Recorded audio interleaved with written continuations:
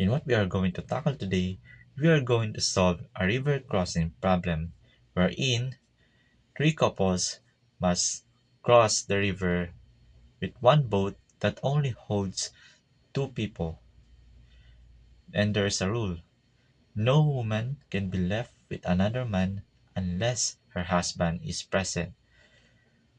What we are going to find is A. Find a safe crossing plan, and B. Find the minimum number of trips. And now, we will let Justine solve the key problems while Liam is explaining how the flow of solutions is going to be. The strategy here is to first move the wives so that they are not left behind with other men. Then gradually, the husbands cross and reunite with their wives. Some return trips are necessary to arrange the safe combinations. The known minimum number of trips that satisfies the rules for three couples is 11, and each step in this plan follows the safety condition. So, ito na yung magiging plan natin. So, ang una, yung trip 1, ang unang sasakay dun sa bangka papunta sa right is yung wife 2 and wife 3. Go to the right. So, ang maiiwan na lang sa left is yung husband 1, husband 2, husband 3, at yung wife 1. And din yung mapupunta na nga sa right is yung wife 2 and wife 3. So, baka nalilito kayo kung bakit may 1, 2, 3. 'Di ba? Doon nga sa tanong kanina is meron sabi nga na may 3 couples. So, ang tinutukoy ko yun dito, ito yun. Kaya meron tayong 1, 2, 3. Ito yung couple 1, couple 2, couple 3. Yan yun.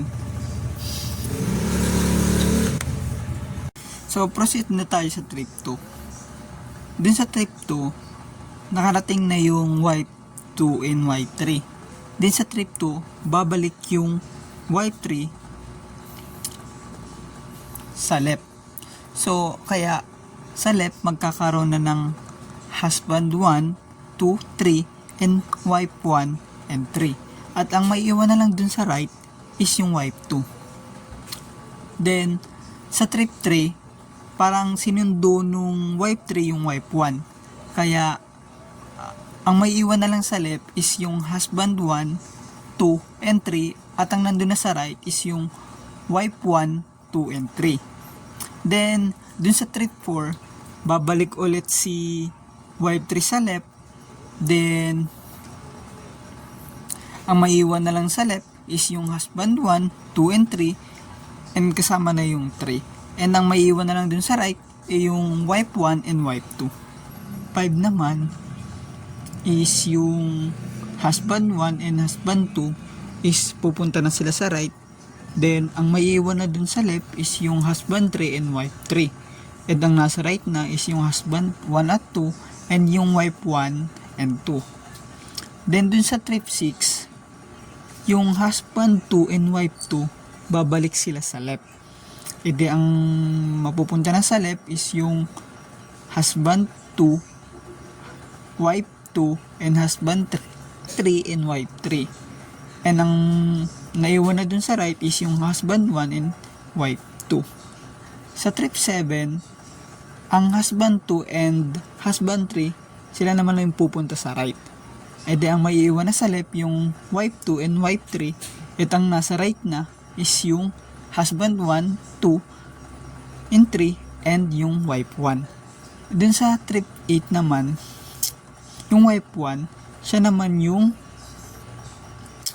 pabalik dun sa left. So, ang nasa left na is yung wife na 1, 2, 3, and yung nasa right na is yung husband na 1, 2, 3.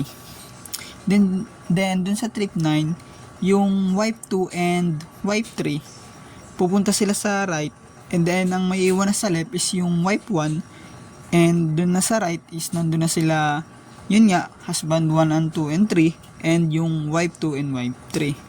Then dun sa trip 10, yung wife 3, siya na yung babalik kasi nga siya na yung susundo dun sa wife 1. Kaya ang mapupunta na dun sa left is yung wife 1 and wife 3, And dun sa right, ang nandun na is yung husband 1, husband 2, husband 3, and wife 2.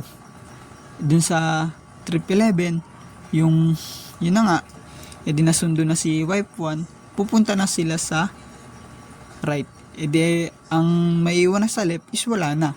And dun sa right, nandun na sila lahat. So, nasunod natin yung rules na dapat hindi magsasama dun sa bangka yung babae na ang kasama niya ibang lalaki. So, nasunod natin yun.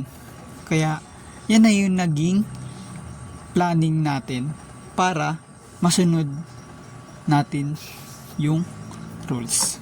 As we can see, we saw that they took a safe route where no wife ever left with another man without her husband. And B, that it took 9 trips in total, and that is how we solve the river crossing problem.